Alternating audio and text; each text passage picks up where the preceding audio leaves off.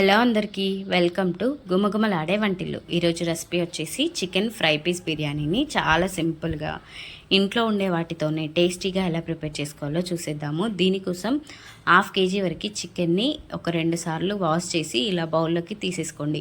ఇప్పుడు ఇందులోనే ఒక 2 టేబుల్ స్పూన్ల వరకు కారాన్ని, 1 టీ స్పూన్ ఉప్పు, 1/2 టీ స్పూన్ వరకు పసుపుని, ఒక 4-5 పచ్చిమిరపకాయలని ఇలా చీల్చి వేసేసుకోండి. ఇప్పుడు ఇందులోనే ఒక కట్ట పుదీనాని, 1 టీ స్పూన్ అల్లం వెల్లుల్లి పేస్ట్, 1 టీ స్పూన్ ధనియాల పొడి, 1/2 టీ స్పూన్ వరకు గరం మసాలాని కూడా యాడ్ చేసేసి ఇవన్నీ బాగా పట్టేలాగా చికెన్కి చేత్తో బాగా కలుపుతూ ఒక 5 నిమిషాల పాటు బాగా కలుపుకోండి. మీరు మసాలా డైరెక్ట్గా కూడా వేసుకోవచ్చు, బట్ నేను ఇక్కడ పొడి వేశాను.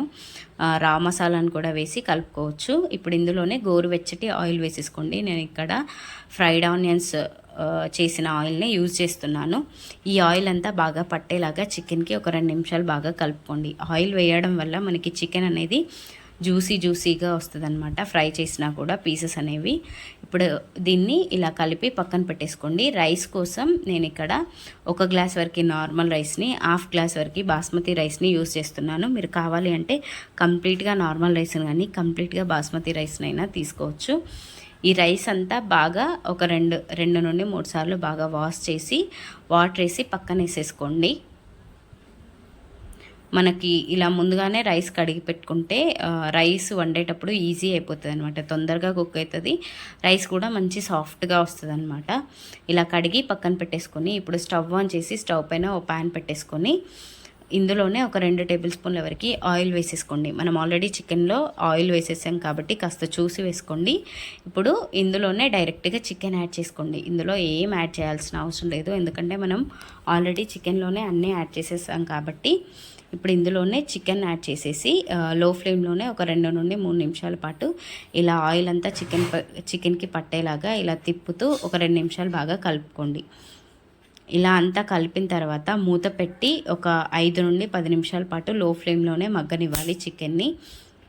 మనకి చికెన్ అనేది ఆల్మోస్ట్ 70 to 80% మగ్గిన తర్వాతనే మనం ఐ ఫ్లేమ్లోకి టర్న్ చేసుకోవాలి. ఎందుకంటే చికెన్ని ఐ ఫ్లేమ్లో కనుక ఉడికించాము అంటే కింద మాడిపోయి బయట పచ్చిగా ఉంటుంది. ఇలా మగ్గుతున్నప్పుడు చికెన్ని ఆల్రెడీ మనం ఇంకో స్టవ్ పైనకి షిఫ్ట్ చేసుకొని అదే స్టవ్ పైన నేను ఇంకో గిన్నె పెట్టుకొని రైస్ కోసం ఇందులో ఒక 2 టేబుల్ స్పూన్ల వరకు ఆయిల్ వేసేసుకొని అందులోనే హోల్ గరం మసాలాని, ఒక కట్ట పుదీనా, ఒక 5-6 పచ్చిమిరపకాయలని ఇలా చీల్చి వేసేసుకోండి. ఇవన్నీ బాగా ఫ్రై అయ్యేలాగా ఒక 2 నిమిషాలు బాగా ఫ్రై చేసుకొని ఇందులోనే ఒక పెద్ద సైజు ఆనియన్ని ఇలా సన్నగా ముక్కలుగా కట్ చేసి వేసేసుకోండి.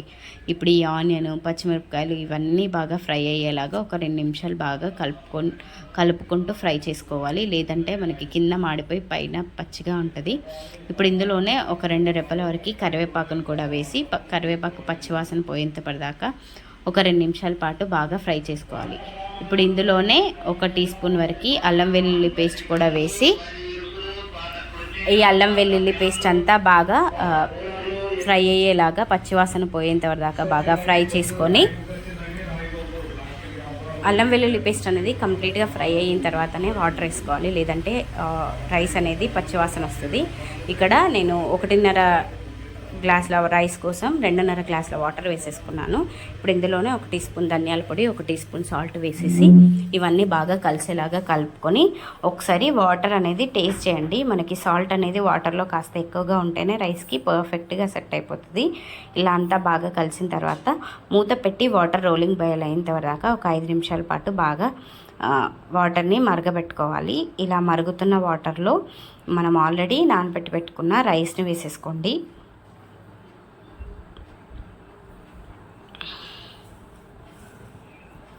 ఇలా రైస్ అంతా వేసి ఇదంతా బాగా కలిసేలాగా ఒక 2 నిమిషాలు బాగా కలుపుకొని మూత పెట్టి ఇంకో 5 నిమిషాల పాటు మీడియం ఫ్లేమ్లోనే మగ్గనివ్వాలి. 5 నిమిషాల తర్వాత మూత తీసి చూస్తే మనకి ఇలా రైస్ అనేది ఇలా ఉడుకుతూ ఉంటుంది.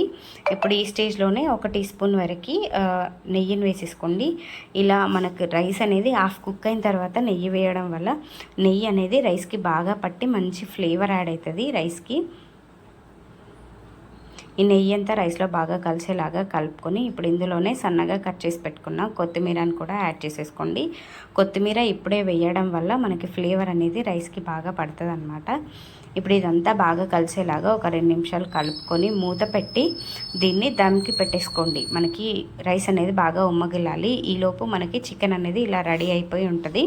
ఇప్పుడు మూత తీసి దీన్ని ఒక 2 నిమిషాల పాటు బాగా కలుపుకోండి. కలుపుకుంటూ ఇలా ఫ్రై చేసుకున్నారు అంటే మనకు ఆల్మోస్ట్ చికెన్ అనేది ఒక 60 to 70% మగ్గిపోయినట్టే.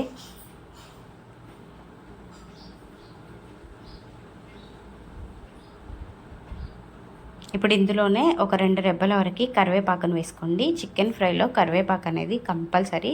అప్పుడే మనకు ఆ ఫ్రై టేస్ట్ అనేది బాగా వస్తుందన్నమాట. ఇలా ఈ కరివేపాకు అంతా బాగా ఫ్రై అయ్యి ఆ ఫ్లేవర్ అంతా చికెన్కి పట్టేలాగా ఒక 2 నిమిషాలు బాగా కలుపుతూ ఇలా ఫ్రై చేసుకుంటూ మూత పెట్టి ఒక 3 నుండి 4 నిమిషాల పాటు లో ఫ్లేమ్లోనే మగ్గనివ్వాలి. అప్పుడే మనకి కరివేపాకు ఫ్లేవర్ అనేది చికెన్కి బాగా పట్టి మంచి టేస్ట్ వస్తుంది అన్నమాట చికెన్కి. ఇప్పుడు మూత తీసి ఒక 2 నుండి 3 నిమిషాల పాటు బాగా ఫ్రై కలుపుతూ తిప్పుతూ ఫ్రై చేసుకోండి. ఇప్పుడు ఇందులోనే ఒక టీ స్పూన్ వరకు కసూరి మేతిని, అలాగే ఆల్రెడీ మనం ఫ్రై చేసి పెట్టుకున్న ఫ్రైడ్ ఆనియన్స్ని వేసి ఈ చికెన్లో కలిసేలాగా ఒక 2 నుండి 3 నిమిషాల పాటు బాగా కలుపుకోవాలి. మనకి ఫ్రై కోసం అంటే ఇలా గ్రేవీ పోయింది అంటే చికెన్ని ఎక్కువగా కలుపుతూ ఉండాలి, లేదంటే కింద అడుగంటి పైన పచ్చి పచ్చిగా ఉంటుంది అనమాట. ఇలా అంతా దగ్గర పడుతున్నప్పుడు ఇందులోనే సన్నగా కట్ చేసి పెట్టుకున్న కొత్తిమీరని కూడా వేసి ఒకసారి కలుపుకొని ఒక 2 నిమిషాల పాటు మనకు ఆల్మోస్ట్ చికెన్ అనేది రెడీ అయిపోయింది. ఇప్పుడు ఇందులోనే 1/2 కప్పు వరకు పెరుగులో 1 టీ స్పూన్ కారము, 1/2 టీ స్పూన్ వరకు ఉప్పు, 1 టీ స్పూన్ ధనియాల పొడి వేసి బాగా కలుపుకొని ఈ పెరుగుని చికెన్లో యాడ్ చేసుకోవాలి. ఇలా పెరుగులో ముందే కలపడం వల్ల పెరుగు అనేది హీట్ తగలగానే పగలదనమాట. ఇప్పుడు ఈ పెరుగు చికెన్కి బాగా పట్టేలాగా ఒక 2 నుండి 3 నిమిషాల పాటు బాగా కలుపుకోండి. ఇలా అంతా ఈవెన్గా స్ప్రెడ్ అయిన తర్వాత పెరుగు అనేది మూత పెట్టి ఇప్పుడు చికెన్కి ఈ పెరుగంతా బాగా పట్టి పెరుగు అనేది బాగా కుక్ అయ్యేలాగా ఒక 5 నుండి 10 నిమిషాల పాటు లో ఫ్లేమ్లోనే మగ్గనివ్వాలి. ఒక 5 నిమిషాల తర్వాత తీసి చూస్తే మనకి పెరుగు అనేది మొత్తం చికెన్కి పట్టింది. చూసారు కదా, ఇలా ఏమంటారు గ్రేవీ లాగా ఉన్నప్పుడే చికెన్ని హై ఫ్లేమ్లోకి టర్న్ చేసేసుకొని ఈ పెరుగు ఫ్రై ఆ గ్రేవీ అంతా చికెన్కి బాగా పట్టి గోల్డెన్ బ్రౌన్ కలర్ వచ్చేంతవరకు దాకా ఇలా కలుపుతూ వేయించుకోవాలి. ఇలా కలుపుతూ వేయించుకోవడం వల్ల మనకి చికెన్ అనేది మంచి ఫ్లేవర్ యాడ్ అవుతుంది. అంతే, మనకి చికెన్ రెడీ అయిపోయింది. దీన్ని స్టవ్ ఆఫ్ చేసి పక్కన పెట్టేసుకోండి. ఈలోపు మనకి రైస్ కూడా రెడీ అయిపోయినట్టే. చూసారు కదా, నాకు ఇక్కడ రైస్ కూడా మనం దమ్ పెట్టేసాం కదా, రెడీ అయిపోయింది. ఇప్పుడు ఇందులోనే మనం ఆల్రెడీ కుక్ చేసి పక్కన పెట్టుకున్న చికెన్ని యాడ్ చేసేసుకున్నాము అంటే ఈ చికెన్లో ఉండే ఆ గ్రేవీ కూడా రైస్లోకి దిగి మంచి ఫ్లేవర్స్ అనేవి యాడ్ అయిపోతుంది రైస్కి. ఇంకా చికెన్ ఫ్రై పీస్ బిర్యానీ అనేది ఆల్మోస్ట్ రెడీ అయిపోయినట్టే.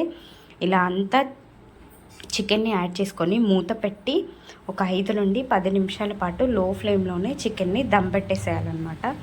ఇలా దమ్ పెడితే మనకు ఆ ఫ్లేవర్స్ అనేవి చికెన్వి రైస్కి బాగా పెట్టి చికెన్ ఫ్రై పీస్ బిర్యానీ అనేది రెడీ అయిపోయినట్టే. ఇక్కడ 10 నిమిషాల తర్వాత తీసి చూస్తే నాకు ఇలా రైస్లో నుండి పొగలు వచ్చాయి అంటే మనకు దమ్ అయిపోయినట్టే. ఇంకా అంతే అండి, చాలా సింపుల్గా చాలా టేస్టీగా ఇంట్లోనే ఫ్రై పీస్ బిర్యానీ, అది కూడా బాస్మతి రైస్ లేకపోయినా సరే పర్ఫెక్ట్గా చేసుకోవచ్చు. చూసారు కదా, మీరు ఒకసారి ట్రై చేసి మీ ఫీడ్బ్యాక్ని నాకు కామెంట్ సెక్షన్లో కామెంట్ చేయండి. ఇలాంటి సింపుల్ అండ్ టేస్టీ రెసిపీస్